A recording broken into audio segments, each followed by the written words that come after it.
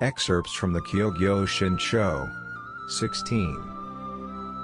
A collection of passages revealing the true Shinran of the Pure Land Way. Passage 13. The White Path. Compiled by Jodo Shinran, disciple of Shakyamuni.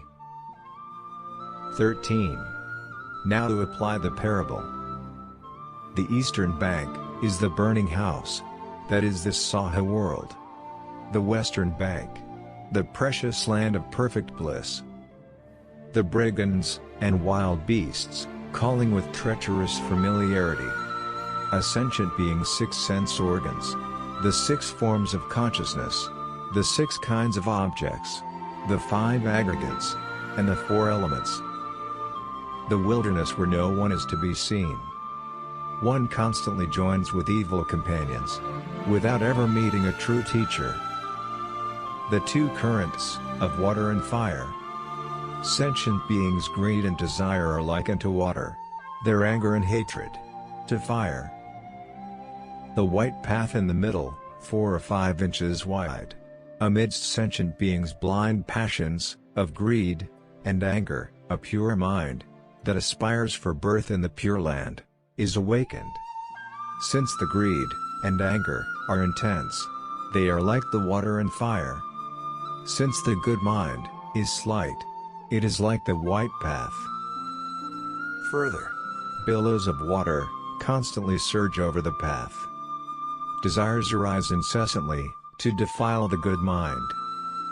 Flames ceaselessly scorch the path.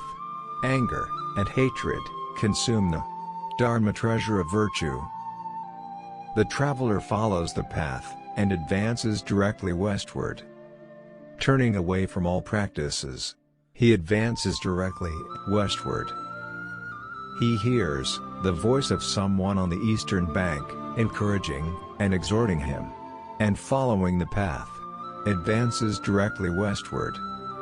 Shakyamuni has already entered nirvana, and people of later times cannot meet him.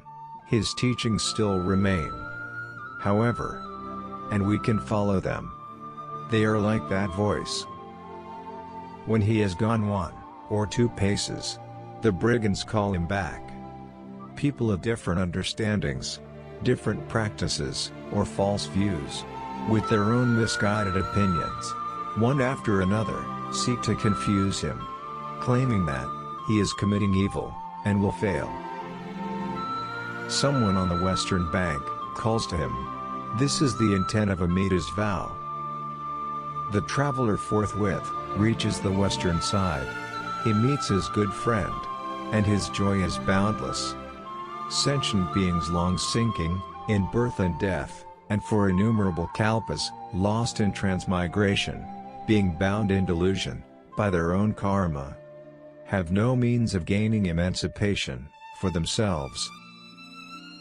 Reverently embracing Shakyamuni's teaching, in his exhortations to advance westward, and obeying Amida's call to us, with his compassionate heart, the traveler accepts and accords with the mind of the 2 honored ones, never giving a thought to the 2 rivers of water and fire, and taking the call of the honored ones to heart at every moment.